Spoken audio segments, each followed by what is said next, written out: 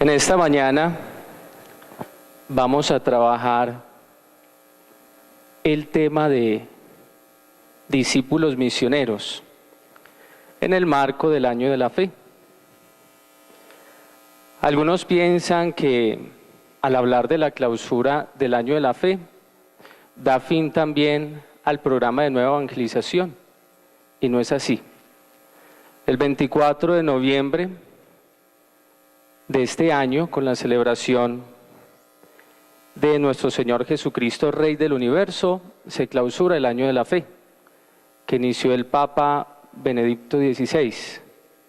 Pero el tema de discípulos misioneros es un tema permanente. Los invito entonces para que antes de dar inicio a esta charla pastoral, nos dispongamos para hacer nuestra oración. Vamos a invocar la presencia del Espíritu Santo, que es el que nos permite a nosotros ahondar en el misterio de Dios y por ende en nuestra realidad personal. Hay una oración que de manera personal me encanta y que siempre que hago siento la fuerza de Dios en mí, en medio de mi imperfección, en medio de mis limitaciones. Así que los invito para que la hagamos muy pausadamente. No sé si los de atrás la alcanzan a ver. Es la secuencia al Espíritu Santo. En el nombre del Padre, del Hijo y del Espíritu Santo. Amén. Ven, Espíritu Divino, manda tu luz desde el cielo. Padre amoroso del pobre, don en tus dones espléndido, luz que penetra las almas, fuente del mayor consuelo. Ven, dulce huésped del alma, descanso de nuestro esfuerzo, tregua en el duro trabajo, brisa en las horas de fuego, gozo que enjuga las lágrimas y reconforta en los duelos. Entra hasta el fondo del alma, divina luz, y enriquécenos. Mira el vacío del hombre, si tú le faltas por dentro. Mira el poder del pecado, si no envías tu aliento. Riega la tierra en sequía, sana el corazón enfermo, lava las manchas, infunde calor de vida en el hielo, doma el espíritu indómito, guía al que tuerce el sendero, reparte tus 7 dones según la fe de tus siervos. Por tu bondad y tu gracia, dale al esfuerzo su mérito. Salva al que busca salvarse y danos tu gozo eterno. Amén. Espíritu Santo, en el nombre del Padre, del Hijo y del Espíritu Santo. Amén. Como manifestaba hace un ratico, más que presentar una conferencia sobre el discipulado y la misión, yo quiero que tengamos una práctica pastoral, que tengamos la posibilidad también como de detenernos frente a los distintos temas, frente a los distintos textos evangélicos, que podamos confrontarnos también con este tema, que podamos dejar a un lado el ambiente académico y podamos entrar en un ambiente realmente pastoral. Discípulos misioneros para que todos los pueblos en él tengan vida. Este es el lema de la Quinta Conferencia General, la Quinta Conferencia Episcopal de América y el Caribe. Y por eso nos vamos a centrar en esta Quinta Conferencia Episcopal. Y lo vamos a hacer también fundamentándonos en la fuente de todas las fuentes. Y esa fuente de todas las fuentes es la Sagrada Escritura, es la palabra de Dios, es la revelación, donde Dios nos habla directamente al corazón como un Padre amoroso, como un Padre misericordioso. Vamos entonces a mirar un poquito qué son las conferencias generales. ¿Qué son las conferencias episcopales? Son reuniones de los obispos, y en estas reuniones todos los pastores de América Latina y el Caribe se congregan para analizar la situación actual de nuestra iglesia. La situación actual de nuestra iglesia. Allí se detienen en los distintos territorios, en las distintas diócesis, en las iglesias particulares, para descubrir los aspectos positivos de nuestra iglesia, pero también para mirar nuestras debilidades. Allí se identifican los problemas más comunes de la iglesia. Nosotros no somos perfectos. Estamos llamados a la santidad, a alcanzar la estatura del hombre perfecto que es Jesucristo. Pero mientras estemos sujetos al tiempo y al espacio, la imperfección va a ser parte de nuestra humanidad.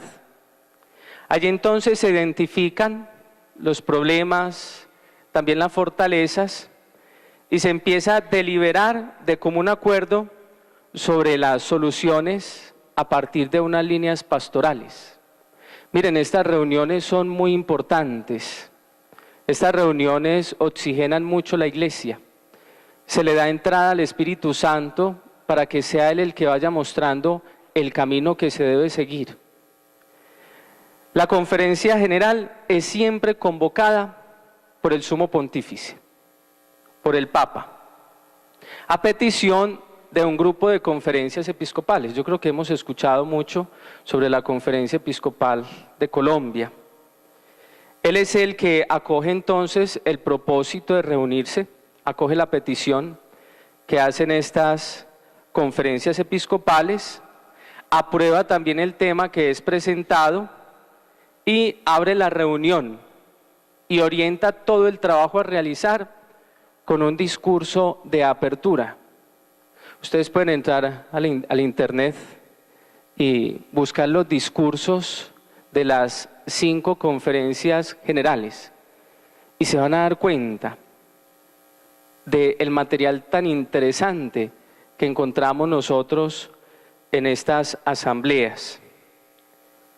Se aprueba entonces el tema, se abre la reunión con el discurso inicial y también el Papa es el que aprueba las conclusiones que se sacan de este trabajo pastoral.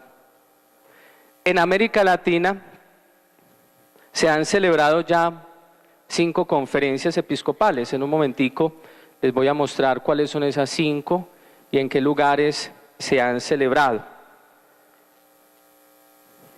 Estas conferencias episcopales nos permiten también a nosotros asumir todo un programa pastoral. La participación de las iglesias particulares y de los organismos eclesiales que dependen de esta conferencia episcopal empiezan a buscar siempre los caminos de la unidad, de la fraternidad. Las conferencias episcopales tienen también un acompañamiento del CELAN. Y el CELAN es el Consejo Episcopal Latinoamericano.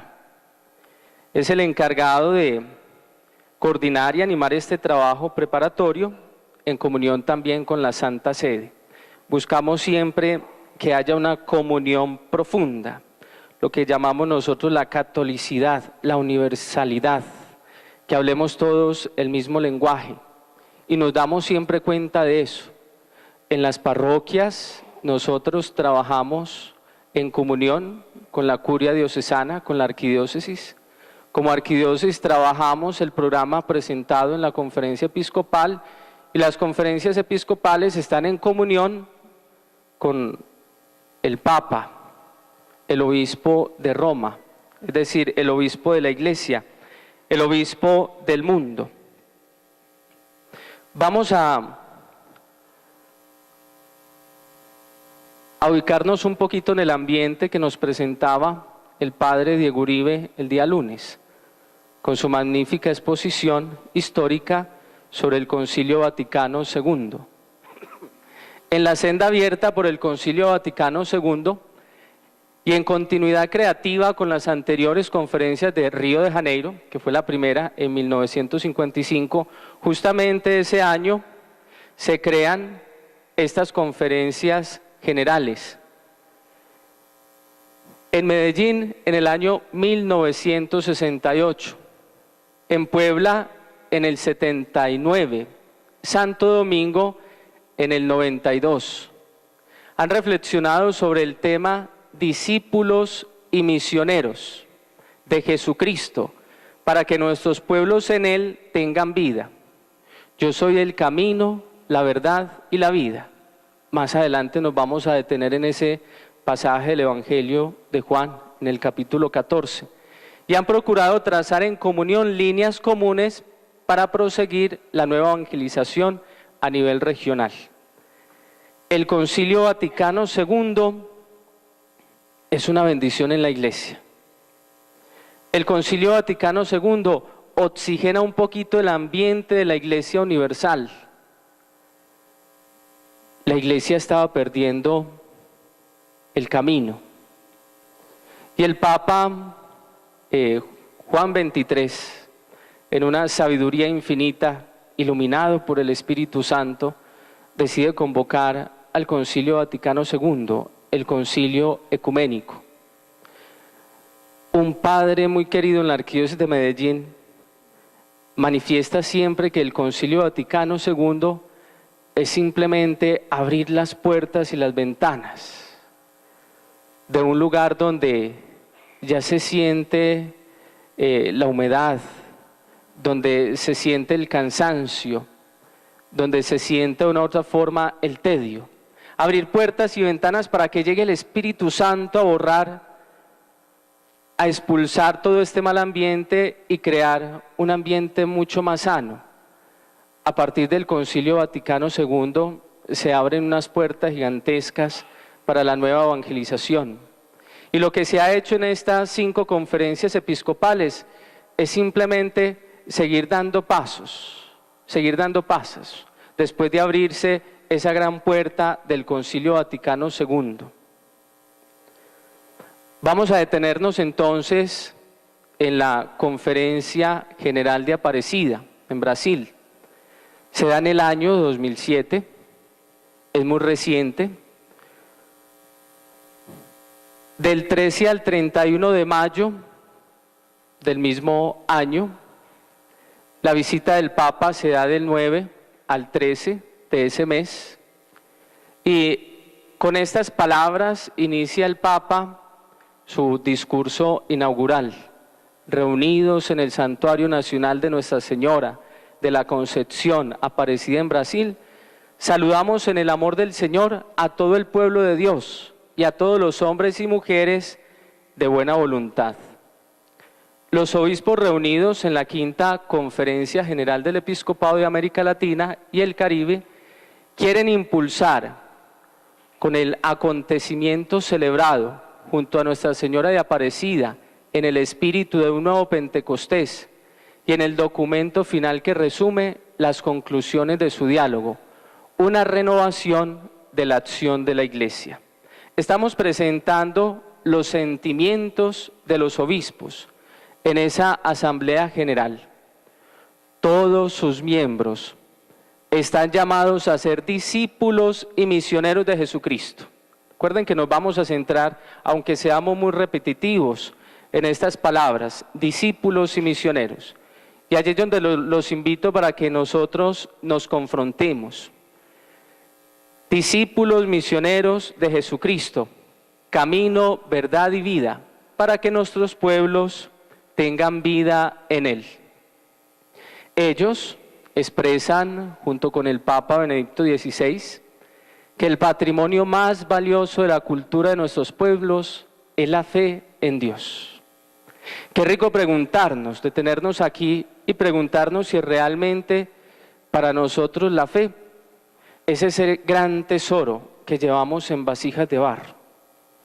Si realmente nosotros protegemos, cuidamos nuestra fe, la custodiamos. Nosotros, como acompañantes de nuestros niños, de nuestros jóvenes, buscamos custodiar la fe aquí en el colegio. Cuidamos la fe de nuestros jóvenes. Qué rico que podamos dar una respuesta frente a esto, una respuesta personal. Reconocen también allí los obispos las luces y las sombras que hay en la vida cristiana y en la tarea eclesial. Miren, nosotros como bautizados, como iglesia, somos muy dados a cuestionar la iglesia misma, pero lamentablemente a veces cometemos un gran error y pensamos que la iglesia está compuesta solo por los ministros ordenados. Y siempre que pensamos en la iglesia, pensamos en el Papa, con sus ornamentos, con su mitra, con su báculo. Pensamos en los obispos, pensamos en nuestro arzobispo de Medellín, pensamos en el párroco, quizás en el capellán. Y empezamos de una u otra forma a pegarnos del pecado, a pegarnos de las fallas, para justificar nuestra falta de fe. Y por lo general siempre cuestionamos a la iglesia, pero lamentablemente mirando a los ministros ordenados. Y nos olvidamos que cuando yo cuestiono la iglesia de una u otra forma, me estoy cuestionando directamente. Porque la iglesia es un edificio construido con piedras humanas. Y nosotros hacemos parte de esa iglesia. Y por lo general siempre que cuestionemos la iglesia, tenemos que cuestionarnos a nosotros mismos. Miren, yo se lo digo porque en el ambiente catequético aquí en el colegio, uno escucha mucho eso de parte de los estudiantes. Ellos buscan justificar de una u otra forma el no creer en Dios, porque saben que creer en Dios genera demasiados compromisos y exigencias. Entonces ahora nos encontramos con incrédulos, pero más por conveniencia. Es que les conviene no creer en Dios. Fin de semana ir a misa. Con la invitación de la finca, con los distintos planes que ofrecen los amigos. Lo más cómodo es no creer en Dios. Siempre que nosotros queramos cuestionar la iglesia, mirémonos como bautizados. No pensemos en el otro, en su antitestimonio. Pensemos en, bueno, yo soy bautizado en X parroquia, en tal fecha, me llevaron mis papás, me regalaron la fe, la gracia de Dios. Tengo una partida de bautismo que me identifica, pero yo estoy asumiendo mi bautismo. Estoy viviendo realmente como bautizado, como hijo de Dios, como comunidad de fe. Siempre que hablemos de iglesia, mirémonos a nosotros mismos. Es la invitación que les hago. Para que descubramos que en nosotros, como iglesia, hay muchas sombras, hay mucha oscuridad, y que necesitamos de una u otra forma fortalecer nuestra fe, nuestra comunión con Dios. En diálogo con todos los cristianos y al servicio de todos los hombres, asumen la gran tarea de custodiar y alimentar la fe del pueblo de Dios. Y recordar también a los fieles de este continente que en virtud de su bautismo están llamados a ser discípulos y misioneros de Jesucristo. En virtud de su bautismo. Vamos a detenernos en estos 5 temas o 5 punticos, donde se manifiestan las intenciones de los obispos. Miren, ellos nos dicen primero que se han reunido en un ambiente muy fraterno, que quien los congrega es el Espíritu Santo, es la persona de la Santísima Trinidad que tiene como misión en el mundo iluminar a la iglesia para conducirla a los caminos de santidad.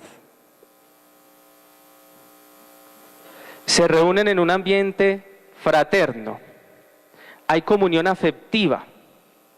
Buscamos entonces la continuidad de esa renovación que inició allí en el Concilio Vaticano II.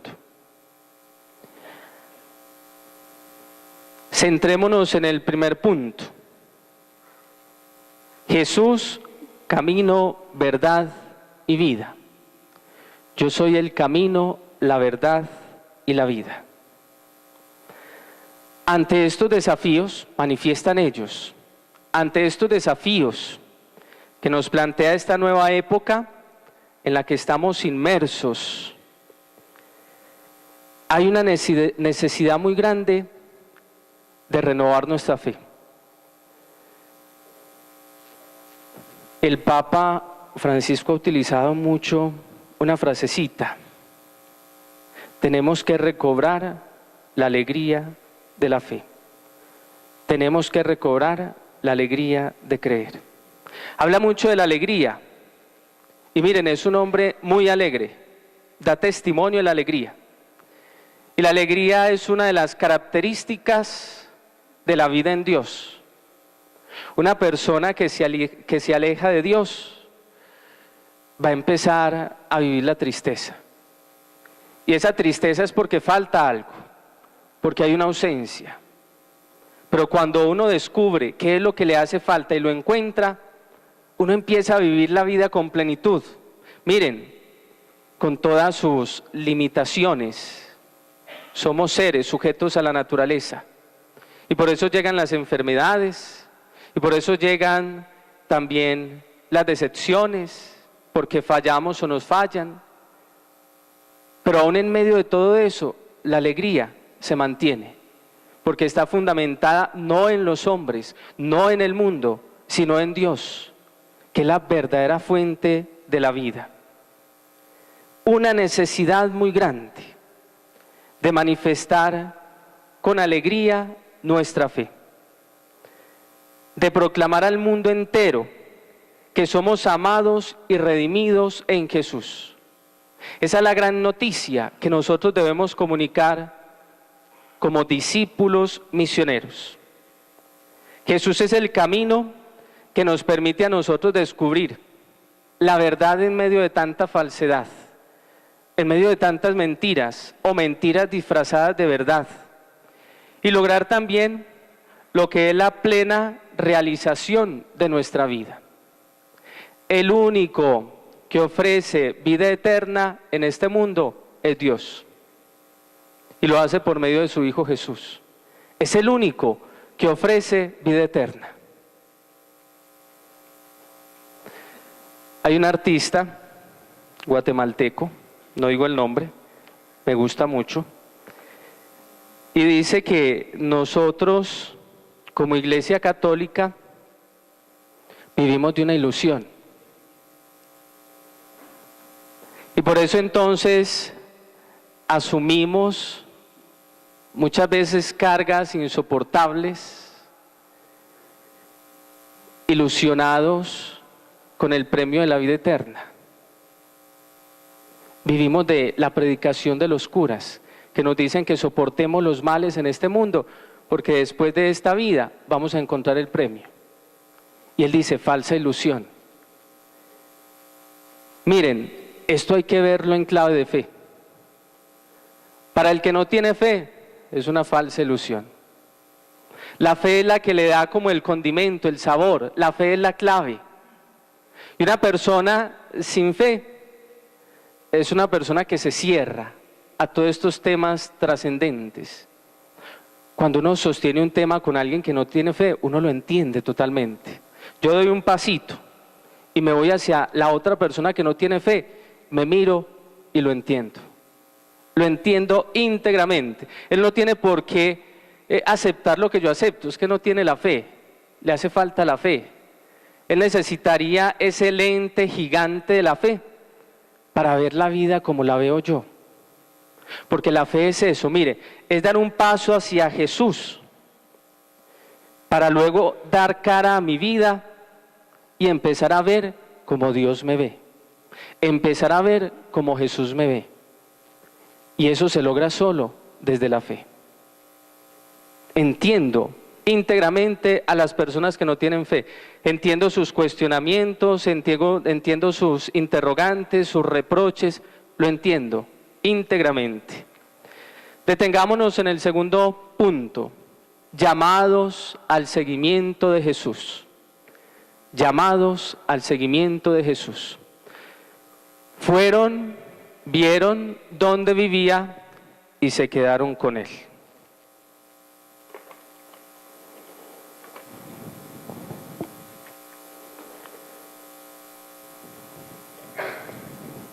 La primera invitación que nos hace Jesús y que hace a toda persona que ha vivido ese primer encuentro, más adelante nos vamos a detener un poquito en eso, es simplemente hacer su discípulo. Es inevitable que nos encontremos con Jesús y que no nos invite a seguirlo. Uno pasa de largo, Jesús siempre se detiene y nos hace la invitación. Aunque a veces no lo escuchemos, aunque a veces seamos indiferentes a sus palabras, a su llamado o a los medios que muchas veces utiliza para tocar nuestra vida.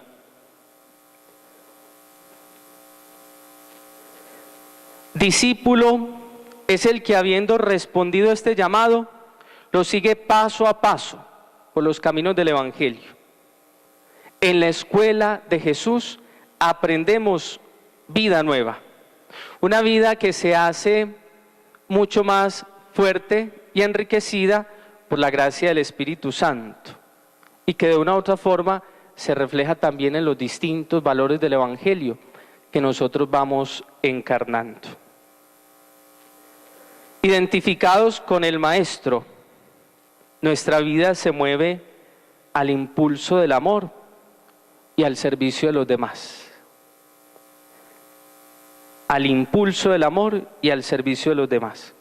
Y este amor implica una continua opción y discernimiento para seguir también las bienaventuranzas, este camino, este programa que Jesús nos plantea en el Evangelio.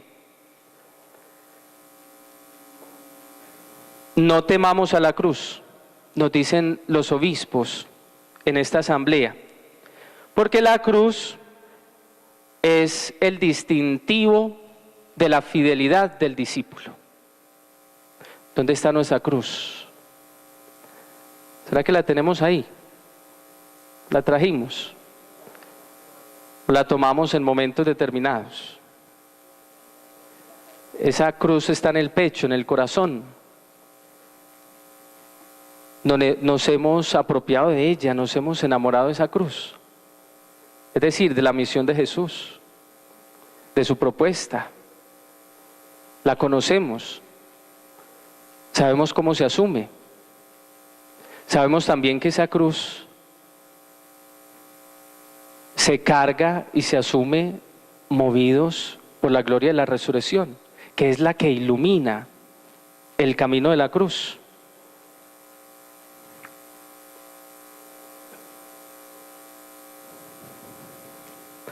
El llamado a ser discípulos misioneros exige una decisión clara por Jesús y su Evangelio. Nos exige a nosotros ser coherentes entre la fe y la vida. Coherentes entre la fe y la vida. Miren, son dos temas indisolubles, la fe y la vida. Y ese es uno de los grandes cuestionamientos de nuestra iglesia. Podría decir, de manera personal, es una de las grandes sombras de la vida cristiana. Hay una dicotomía, hay una división grande. Y nosotros pretendemos asumir nuestra fe desvinculada de la vida. Y miren, es muy común, y nosotros nos preguntamos mucho, de manera especial aquí en la Arquidiócesis de Medellín. Tenemos comunidades parroquiales muy vivas, supuestamente muy orantes y muy aferradas a la religiosidad popular, que no es mala, es una fortaleza, pero que puede muchas veces ser un refugio. Y somos muy buenos para las celebraciones, las Semanas Santas, en las distintas parroquias, sin importar dónde se celebre. Yo celebro en una loma, en un patio, debajo de unas carpas, con el factor del calor, del frío muchas veces, del ruido, y es impresionante la cantidad de gente que se congrega. Cuando hay fiestas en la iglesia, mire un Pentecostés en el estadio, miren las celebraciones de la Navidad o las celebraciones fuertes, pero lamentablemente esa fe que se siente tan viva en la celebración, en el momento de practicarla, de iluminar la vida, se queda sin argumentos. No podemos desvincular la fe de la vida. La fe tiene que iluminar toda la vida y toda nuestra historia se tiene que vivir a la luz de la fe. Muy importante tener presente eso. Es un mundo que se encierra al Dios del amor. Somos una comunidad de amor, no del mundo, sino en el mundo y para el mundo. Teniendo presente que nosotros vamos de paso por este mundo y que nuestro verdadero hogar está en el cielo. Y Jesús lo recuerda constantemente a sus discípulos. Voy a prepararles un sitio. Detengámonos en el tercer punto. El discipulado misionero en la pastoral de la iglesia. Vayan y hagan discípulos a todos los pueblos. Vayan y hagan discípulos a todos los pueblos. El camino del discípulo misionero va a ser siempre una fuente de renovación en la pastoral del continente y un nuevo punto de partida para la nueva evangelización de nuestros pueblos. La iglesia necesita de nosotros, nuestras comunidades parroquiales necesitan de nuestro compromiso. El mundo entero necesita de nosotros. Debemos ser esa luz encendida, con esa llama inextinguible, dispuesta siempre a iluminar. En una iglesia que se hace discípula, que estamos siempre allí a los pies del Maestro. Una iglesia que reconoce la voz de su pastor. Miren ese texto evangélico tan bonito del Evangelio de Juan, en el capítulo 10, versículo 4, donde se nos presenta a nosotros la parábola del buen pastor. Y se nos dice que las ovejas le siguen porque conocen su voz. Miren, en medio del bullicio del mundo nosotros reconocemos la voz de Dios. Reconocemos la voz de Dios. Lo identificamos.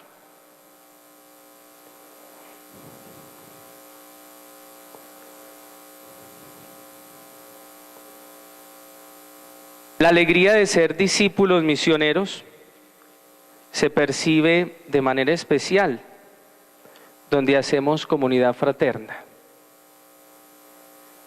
Qué rico podernos preguntar si en nuestra institución, en el Colombo Británico, nosotros podemos hablar de comunión fraterna. Estamos llamados a ser iglesia de brazos abiertos. Cuando hablo de iglesia, pensemos, nosotros como bautizados, vivimos de brazos abiertos para vivir la experiencia de la fraternidad, esa que sabe acoger y valorar a cada uno de los miembros, de manera especial al más pequeño, al más retraído. Manifiestan los obispos. Por eso, alentamos los esfuerzos que se hacen en las parroquias para hacer casa y escuela de comunión. Hay algo que los padres de familia todavía no han entendido. Frente a la celebración de los sacramentos aquí en nuestra institución, del sacramento de la penitencia, de la primera comunión y de la confirmación.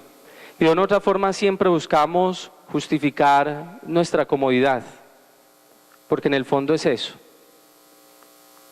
Y no entendemos que queremos hacer que nuestras parroquias sean realmente una gran familia, escuela de comunión.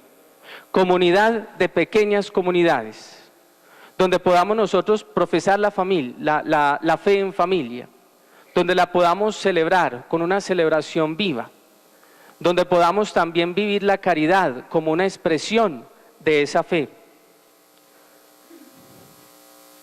Una de las grandes fortalezas entonces en nuestras parroquias son los distintos grupos apostólicos.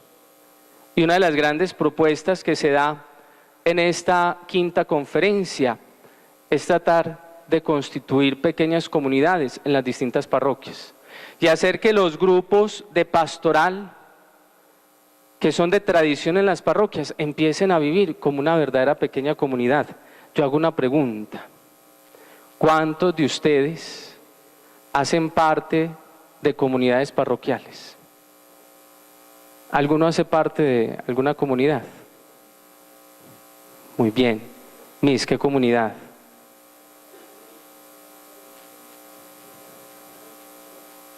Qué bien. Miss Marina, ¿también levantó la mano? No. Mister. Qué rico. Excelente, excelente. ¿Quién hace parte de algún grupo parroquial? Pastoral de la Salud, liturgia. Bueno, yo no sé si será un grupo, pero es un servicio muy bonito, es un servicio muy bonito en la parroquia. Es un servicio muy bonito. Eso es lo que enriquece y da vida y dinámica también a la pastoral de las distintas parroquias. Miren, nosotros no nos podemos quedar estancados. Recordemos que el Concilio Vaticano II se celebró ya hace 50 años, hace más de 50 años. No nos podemos quedar en la pastoral de sostenimiento o de mantenimiento. El sacerdote allá en la casa cural, atendiendo un despacho, celebrando misas, sacramentos y ya. Se nos exige salir al encuentro de la gente, de las familias. El arzobispo de Medellín nos ha pedido a nosotros, y hemos trabajado fuertemente eso en las parroquias, trabajar los siguientes frentes. Primero, la iniciación cristiana. Estos sacramentos que son tan importantes y que nos llevan a nosotros a madurar, a ser adultos en la fe. El bautismo, la penitencia, la comunión y la Eucaristía, iniciación cristiana. Nos pide también fortalecer la vida litúrgica de las parroquias, para que busquemos siempre conservar el misterio, no apartarnos del misterio, pero buscando siempre que la liturgia sea siempre animada. Que nos preocupemos mucho por la pastoral vocacional. Hay que ir a los jóvenes, hay que tocar su corazón.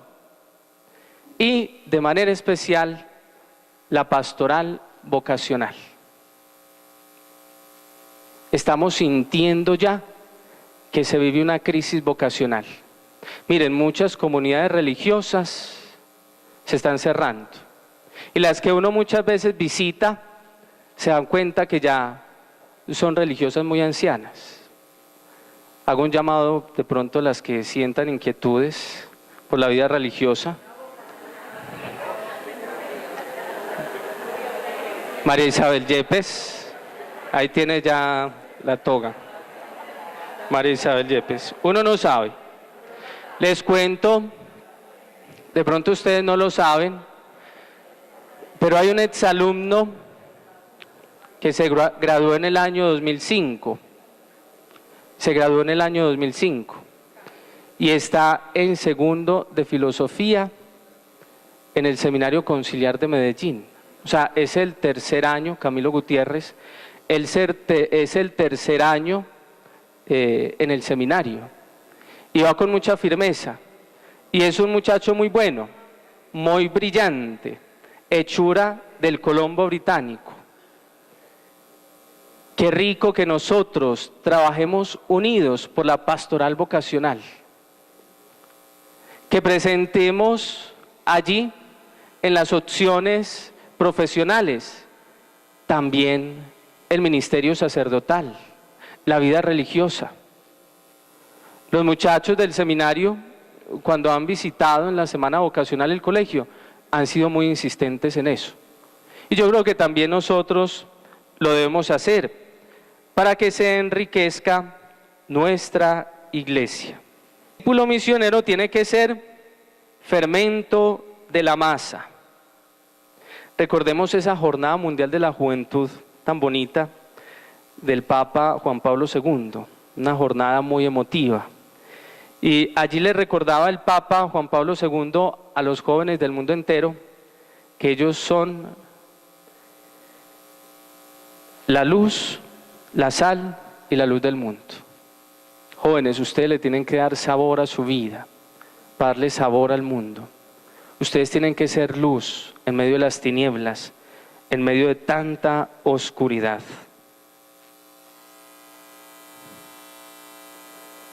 Tenemos que ser también, lo manifiestan los obispos, servidores de la mesa compartida. Y allí es donde de una u otra forma entra también nuestro compromiso caritativo en nuestra misión. Las agudas diferencias entre ricos y pobres nos invitan a trabajar con mayor empeño en el ser discípulos que saben compartir la mesa de la vida. Mesa de todos los hijos e hijas del Padre. Tiene que ser una mesa abierta, una mesa incluyente, ahora que hablamos tanto de la inclusión, una mesa incluyente, porque Jesús es el ser más incluyente. Abre sus brazos y nos acoge a todos. Abraza a toda la humanidad en un abrazo de amor y nos justifica, nos perdona allí en el árbol de la cruz. Incluyentes, en la que no falte nadie. Por eso reafirmamos nuestra opción preferencial y evangélico por los pobres. Miren, esa fue una de las... Eso no es nada nuevo, pero lamentablemente la Iglesia antes del Concilio Vaticano II había perdido el rumbo, se había aburguesado, es más, habían exequias para pobres y exequias también para ricos, antes del Concilio Vaticano II. Y allí es donde se dice, bueno, nosotros estamos dejando a un lado el gran tesoro de la iglesia. ¿Y cuál es el gran tesoro de la iglesia? ¿Cuál es? ¿Cuál es? Los pobres.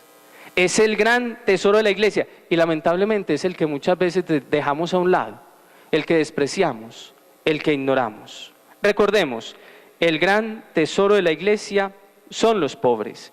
Allí es donde nosotros como discípulos misioneros nos debemos comprometer a defender a los más débiles, especialmente a nuestros niños, que son vulnerables frente a tantos males. Los enfermos, esos que muchas veces relegamos allá a la última habitación, la más fría, al lugar más olvidado. Los discapacitados, jóvenes en situaciones de riesgo, a esos hay que acogerlos con más amor. Ustedes, queridos profesores, que se interesan por la vida de los jóvenes, que conocen sus caminos, que conocen su vulnerabilidad, su fragilidad. Ustedes que gozan muchas veces de la confianza que muchas veces no tienen los alumnos a los padres de familia. Aprovechen eso. Aprovechen para hacer una buena influencia, para dar un buen mensaje. Ustedes no se imaginan lo mucho que marca el profesor en la vida de uno. Con toda seguridad ustedes han experimentado lo mismo.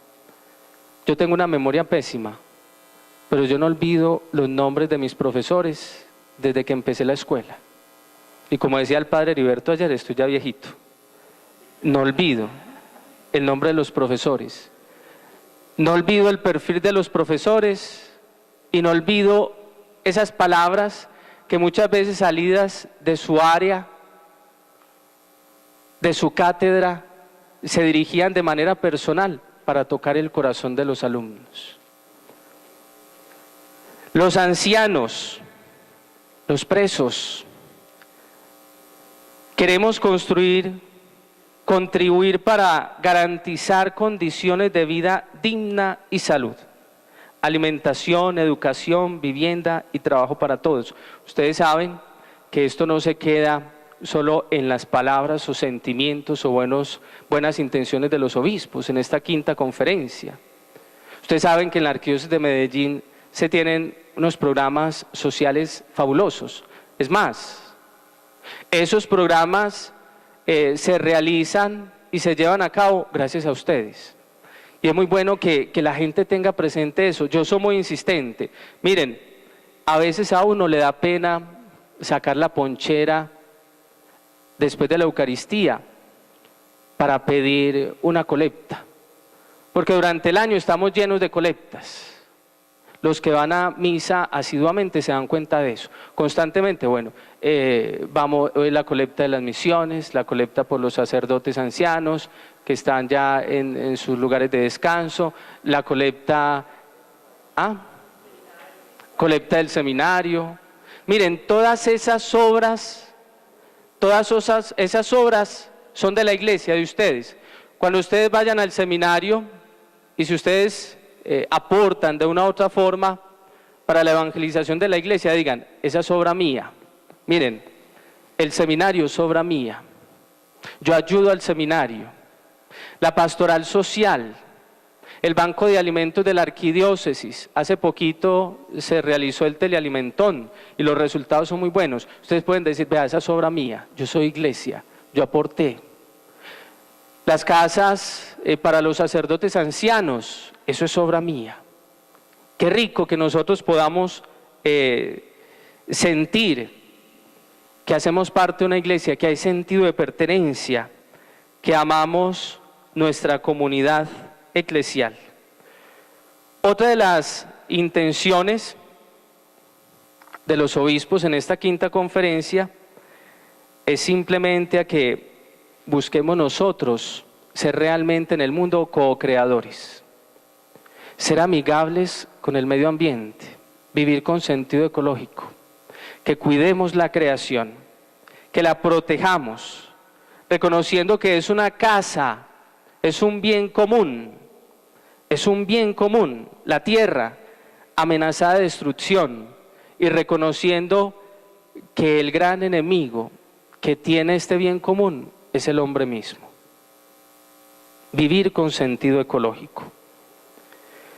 Quinto punto, hacia un continente de la vida, del amor y de la paz. En esto todos conocerán que son discípulos míos, tomado del Evangelio de San Juan en el capítulo 13, 35. Miren, la gente no me identifica como discípulo misionero porque llevo una partida de bautismo en la frente. ¿Quién carga la partida de bautismo ahí? ¿Con la cédula? ¿Con el carnet del Sisbén? ¿Alguien nadie? No la cargamos. ¿Qué es lo que realmente nos identifica a nosotros como discípulos misioneros? Nuestro estilo de vida, nuestros compromisos, nuestra coherencia. Y por eso entonces se abre lo que es la gran misión continental, para que seamos verdaderos discípulos misioneros, para que sintamos que hay una oportunidad en nuestra iglesia, en nuestras parroquias. Han escuchado mucho sobre la misión continental, ¿cierto? Aquí en el colegio hemos hablado de la misión continental. ¿Qué es la misión continental, Mona? Usted que respondió ahí con tanta propiedad. Respondió ahí con tanta propiedad, uno dice, con una seguridad. Lea ya, Monita, vea. Hacia un continente de vida, del amor y de la paz. En esto todos conocerán que son discípulos míos. Nosotros, participantes en la quinta conferencia general en Aparecida, y junto con toda la iglesia, comunidad de amor, queremos abrazar a todo el continente para transmitirles el amor de Dios y el nuestro. Deseamos que este abrazo alcance también al mundo entero. Al terminar la conferencia de Aparecida, en el vigor del Espíritu Santo, convocamos a todos nuestros hermanos y hermanas para que, unidos con entusiasmo, realicemos la gran misión continental. En las parroquias estamos trabajando fuertemente. ¿Qué es esa misión? Es un tiempo de gracia para despertar la conciencia de la vocación de discípulos misioneros de Jesucristo en toda la iglesia. Es la voluntad permanente de los creyentes de transmitir la alegría de su fe a todo el continente. Es una toma de conciencia bonita en los católicos practicantes de la responsabilidad de evangelizar a los no practicantes, poniendo al servicio de los demás los dones que hemos recibido. Esta riqueza humana que Dios nos ha regalado, hay que ponerla al servicio de la misión, de la iglesia, de la parroquia, de la pastoral. Es poner a la iglesia en estado de misión permanente, lo que decíamos ahora, es salir hacia los otros, estar cerca a todos. Es dinamismo para salir a donde están los alejados, es lograr que las diócesis articulen su quehacer pastoral alrededor del eje misionero. Es impulso para revitalizar los procesos pastorales de cada diócesis. Miren, yo les confieso uno de mis pecados, aunque no me puedan absolver. A veces a mí me cuesta mucho esto, como sacerdote. Y yo digo, si a mí me cuesta como sacerdote, como agente de evangelización, ¿qué diremos de los bautizados? Y es ir al alejado. Muchas veces la indiferencia del otro me bloquea inmediatamente. Y prefiero como dejarlo en su espacio, no dar el paso. Uno tiene que ser valiente, tiene que ser arriesgado. Reconozco ese pecado. De pronto me falta más Espíritu Santo, con toda seguridad. Ir a los alejados, miren. Por ejemplo, a nuestra institución, si nos encontramos con, hablemos de 15 discípulos misioneros, hablando en el sentido pleno de la palabra. Y si esos 15 son agresivos, conocen su misión y trabajan fuertemente, pueden hacer maravillas en el colegio. Y la idea no es trabajar por convencer al otro para que de pronto haga parte de la Iglesia Católica, no. Recordemos que en el Concilio Vaticano II se abren las puertas del ecumenismo. Y el Papa Juan Pablo II se identifica mucho por eso, por ser un Papa ecuménico. Es de brazos abiertos como Dios para acoger a todos los hombres y buscar la unidad de los cristianos. Es buscar lo que nos une, Dios, y dejar a un lado las diferencias. Pero nosotros los humanos somos tan complicados que muchas veces nos centramos solo en lo que nos divide, en las diferencias. Y esa diferencia es una espada de doble filo, o nos aleja o nos une más, porque nos enriquece como hermanos, como comunidad mundial. Esa es la misión continental. Miren, en todas las parroquias se está convocando para formar pequeñas comunidades. Se están haciendo visiteos. Hay unas parroquias donde es más complicado, porque está compuesta por conjuntos residenciales, edificios, y vean, hay unas unidades cerradas, hermetizadas, donde ni siquiera el sacerdote puede entrar. Hay instituciones hermetizadas donde el sacerdote no tiene entrada. Y por eso es que necesitamos del compromiso de los discípulos misioneros, porque ellos sí hacen parte de las empresas donde uno no puede entrar, hacen parte de las unidades donde uno no puede entrar, hacen parte de las instituciones educativas donde uno no puede entrar, y hacen parte de muchas familias que se resisten a acoger la fe en su hogar. Por eso es muy importante nuestro compromiso cristiano. Es inevitable hablar de discípulos misioneros si no tenemos presente a nuestro gran maestro, a Jesús. Vamos a centrarnos en el Nuevo Testamento, más particularmente en los Evangelios.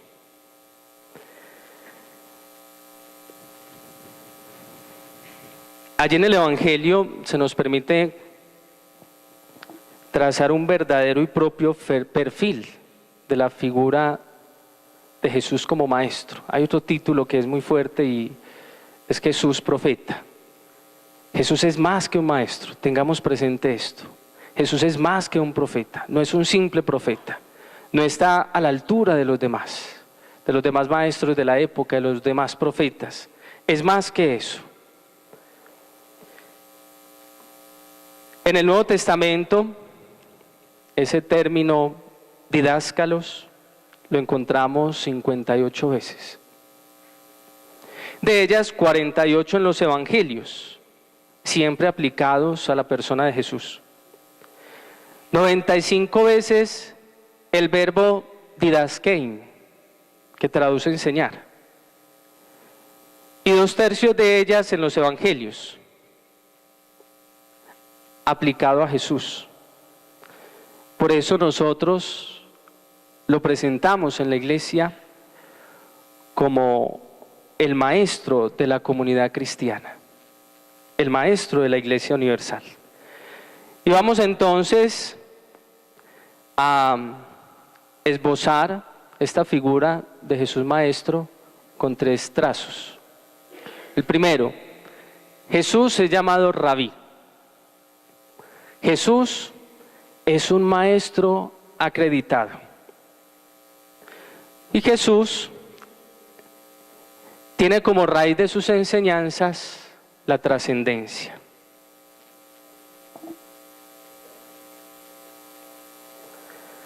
Jesús es llamado Rabí. Nos encontramos 2 ejemplos en Marcos 9:5 y 10:51. Habla en público. Lo hace como lo hacían los maestros de la época, en las sinagogas, en las plazas, en el templo. Jesús es un maestro rodeado de macetai, es decir, de discípulos. Él tiene su escuela, aunque no provenía de ninguna de las escuelas rabínicas del momento. Además usa las técnicas de los maestros y dispone también de cierto utillaje pedagógico, didáctico. Sin duda tiene algo de original. Y eso que lo hace distinto también es que él mismo elige a sus propios discípulos. Recordemos allí en el marco de la última cena: no me elegisteis vosotros, fui yo quien os elegí. ¿Qué hacían los maestros de la época? Ellos se paraban en las plazas, en los lugares públicos, a predicar, y aquel hombre que quedaba enamorado con el discurso empezaba a seguirlo. Esa era la mecánica. Pero Jesús actúa de una forma distinta. Segundo, Jesús es un maestro acreditado. Lo encontramos también, uno de los textos, Marcos, en el capítulo 1, versículo 22. Lo dice con una frase incisiva: les enseñaba como quien tiene autoridad. ¿Quién le da esa autoridad? La fuerza de Dios, el Espíritu Santo que lo invade y que le hace hablar siempre la verdad. 3. La raíz de su enseñanza es trascendente. Aquí nos encontramos con 2 pasos que son emblemáticos. No hago nada por mí, sino que propongo exactamente lo que me ha enseñado mi Padre, didaskein, lo que me ha enseñado mi Padre. Y al Padre lo conoce solo el Hijo y aquel a quien el Hijo se lo quiera revelar. Es decir, la enseñanza de Jesús está basada en el misterio del Padre. Es una enseñanza trascendente.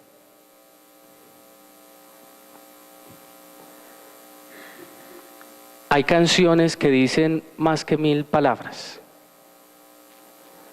Hay canciones que han transformado vidas, que han tocado personas.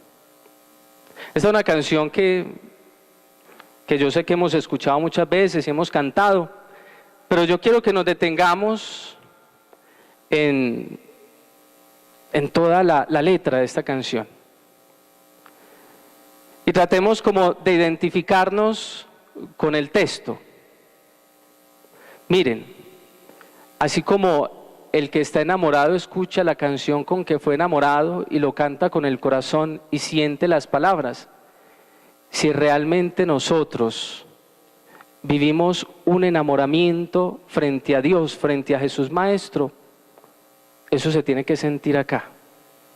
Como decía el Padre ayer, frente a la anécdota de la niña que decía, Dios me está hablando porque el corazón se está moviendo. Yo quiero que pueden cantar, ¿sí? Gracias, Señor, porque te veo todos los días en las personas humildes y sencillas. Gracias, Señor, porque veo tu gloria, porque veo tu obra en el mundo.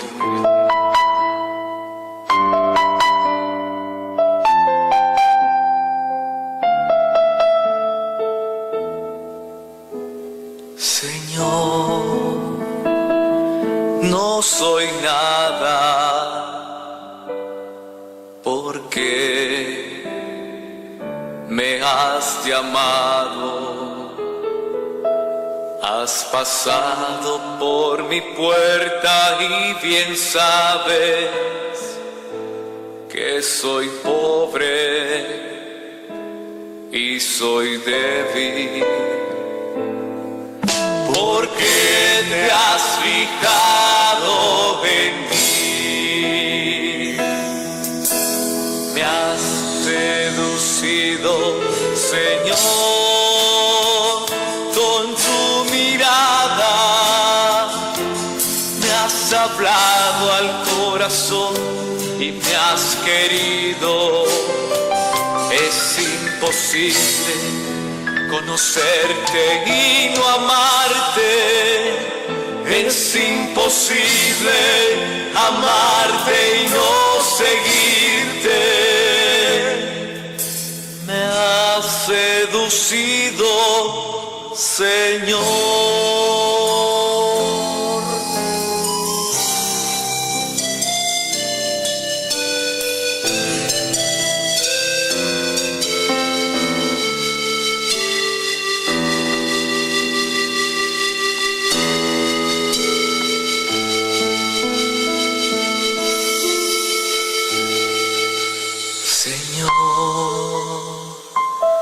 Yo te sigo y quiero darte lo que pides, aunque hay veces que me cuesta darlo todo. Tú lo sabes, yo soy tuyo. Camina, Señor, junto a mí. Me has seducido, Señor, con tu mirada. Me has hablado al corazón y me has querido. Es imposible conocerte y no amarte, es imposible amarte y no seguirte. Me has seducido, Señor.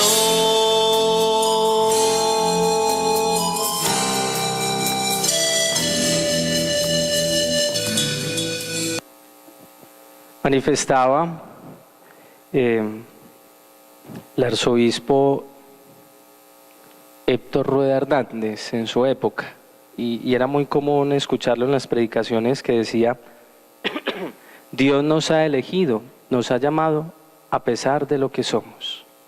Pero después llega un obispo auxiliar, después de que se va Monseñor Héctor Rueda, y empieza a decir: Dios nos ha llamado por lo que somos. Las dos son válidas. Nos llama de distintas formas y nos llama todos los días para que hagamos parte de su reino.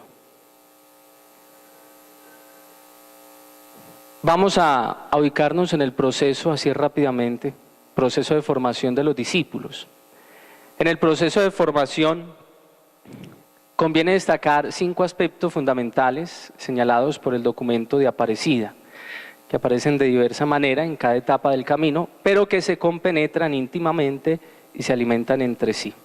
Yo quiero que sigamos estos 5 pasos y de una otra forma nos vamos también revisando.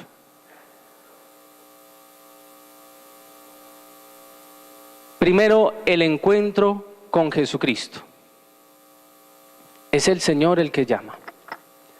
Se ha de propiciar este encuentro que da origen a la iniciación cristiana, pero que debe renovarse constantemente por el testimonio personal, el anuncio del querigma y la acción misionera de la comunidad. El querigma no solo es una etapa, sino el hilo conductor de un proceso que culmina en la madurez del discípulo de Jesucristo.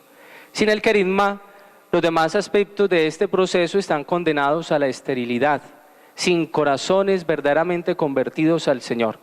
Solo desde el querigma se da la posibilidad de una iniciación cristiana verdadera. Por eso la Iglesia ha de tenerlo presente en todas sus acciones. Hay un texto, el querigma es principalmente el contenido de la proclamación, es decir, el mensaje. Estos son los 6 temas, se habla muchas veces de 5. El querigma es un pregón, algunos dicen que es un grito, es una proclamación gozosa, es una buena noticia. Los primeros cristianos lo manifestaban de la siguiente forma: anunciando a Jesucristo vivo y resucitado, ese que ustedes no escucharon, ese que no acogieron, ese que ustedes torturaron, ese que ustedes crucificaron, Dios lo ha resucitado en medio de los muertos y lo ha hecho Señor de la historia. El Kyrios, el Señor de la historia, ese es el querigma. Y se presenta en estos 6 pasos: el amor de Dios, el pecado, Jesucristo y la salvación, fe y conversión, el Espíritu Santo, la comunidad cristiana. Muy bien. El texto está tomado de Marcos 10, capítulo 10, versículo 16 al 22. Yo quiero que nos detengamos de manera personal frente a estas preguntas. El joven rico hacía parte de una familia noble, era muy adinerado. Es el joven el que busca a Jesús. ¿Por qué este hombre fue corriendo hacia Jesús? ¿Qué descubrió en la persona de Jesús? ¿Qué buscaba? De pronto algo que sentía que le hacía falta, de lo que hablábamos ahora. Tal vez había un vacío grande en el alma que no se llenaba con su vida confortable. Porque se fue triste, porque ese vacío continuaba en él. Porque sintió miedo. Le faltó valentía para renunciar a todo y seguir al Maestro. ¿De qué modo sigue llamando a Jesús hoy día? ¿Cómo te llama el Señor? Si realmente lo has sentido. Él no va a llegar a la casa ya a tocarte la puerta. Con toda seguridad no lo va a hacer como lo hizo con San Pablo, que lo tumbó del caballo. ¿Cómo nos sigue llamando el Señor hoy? ¿Qué te pide dejar a ti? Miren, no pensemos, cuando se nos habla de las riquezas allí en el Evangelio, no pensemos solo en los bienes materiales, en lo físico. Hay unas riquezas, hay unos apegos que no son físicos y que hacen mucho más daño al hombre. ¿Cuáles son tus riquezas? ¿Cuál es mi disposición al encontrarme con Jesús? ¿En qué ocasiones he sentido la ternura de sus ojos y el amor de su corazón?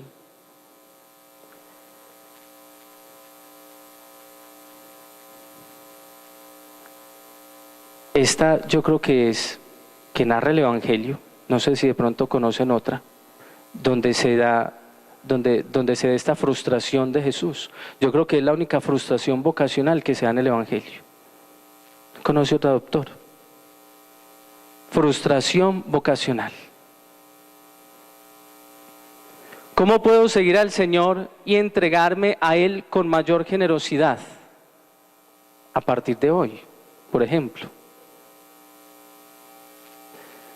Segundo paso en este proceso de formación, la conversión. El encuentro con el Señor inevitablemente lo lleva a uno a un cambio, a menos que uno se resista a seguirlo, que fue lo que pasó. Ustedes podrían decir, Padre, si el primer tema es el encuentro con Jesús y estamos hablando del discipulado, ¿usted por qué nos pone una vocación frustrada? Quizás porque nosotros nos podemos hoy identificar más con el joven rico que se aleja que con aquellos que deciden seguirlo. El encuentro con el Señor produce siempre la conversión. Es la respuesta inicial de quien ha escuchado al Señor, cree en Él por la acción del Espíritu, se decide a ser su amigo e ir tras Él, cambiando su forma de pensar y de vivir, aceptando la cruz de Cristo, consciente de que morir al pecado es alcanzar la vida. En el bautismo y en el sacramento de la reconciliación se actualiza para nosotros la redención en Cristo. Vamos a ver otro pasaje. Zaqueo maneja una curiosidad grande por conocer a Jesús. Había escuchado mucho acerca de Él, pero era un excluido, hacía parte de los elegidos, era excluido por su trabajo. Era un hombre que era jefe de publicanos. Ellos eran los que cobraban los impuestos para Roma, una, digámoslo así, sociedad muy injusta, y fuera de eso cobraban más de la cuenta para poder lucrarse, para enriquecerse. Jesús simplemente quiere entrar en la casa de Zaqueo, es decir, quiere entrar en su vida, quiere vivir una comunión con Él. Muchos lo cuestionan, una sociedad teocrática. Pero Jesús, sin importar el que dirán, va a la casa y miren que al joven rico le pide que deje todo. A Zaqueo no le dice absolutamente nada. O sea, el encuentro con Jesús lo lleva a la conversión. Cuando nosotros nos encontramos realmente con el Señor, en la Eucaristía o en la oración, y nos ponemos de cara a cara con Él, inmediatamente se desvela nuestra realidad, nuestra fragilidad, nuestro pecado. Y allí es donde surge el compromiso de cambio, que llamamos nosotros la metanoia, el cambio interior.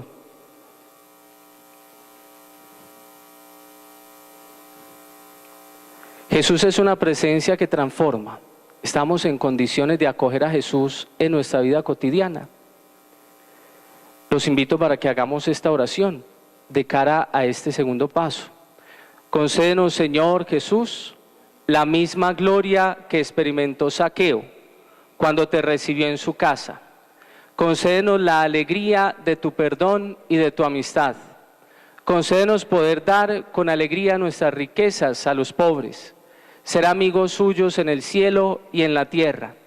Concédenos la alegría de acogerte en el pobre, en el extranjero, en el enfermo, en las personas que no conseguimos soportar. Concédenos un corazón libre y puro, capaz de amar. Concédenos el tesoro de estar contigo en el reino del Padre. Tercero, el discipulado, la persona madura constantemente en el conocimiento, amor y seguimiento de Jesús Maestro. Profundiza el misterio de su persona, su ejemplo y su doctrina. Para ellos son de fundamental importancia la catequesis permanente y la vida sacramental, que fortalecen la conversión inicial y permiten que los discípulos misioneros puedan perseverar en la vida cristiana y en la misión en medio del mundo que los desafía. Aquí les presento el texto de Marta y María que nos ofreció ayer la liturgia de la palabra. Conocemos muy bien el texto. Jesús es acogido en la casa de Lázaro. Allí están sus dos hermanas, Marta y María. Marta traduce en arameo señora, es la señora de la casa. Ella se preocupa por atender bien al maestro y hace lo que cualquier mujer en la época hubiese hecho. Pero María, su hermana, se postra a los pies del maestro para escuchar su palabra. Marta le reclama y Jesús le dice: Marta, Marta, andas preocupado de demasiadas cosas, solo una es importante.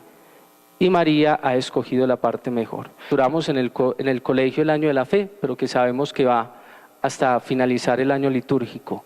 Señor, que la única riqueza de mi vida entera seas tú. Como criaturas, en comunión con toda la creación, también nosotros podamos gritar que creemos. Dios les pague por la generosidad y la paciencia.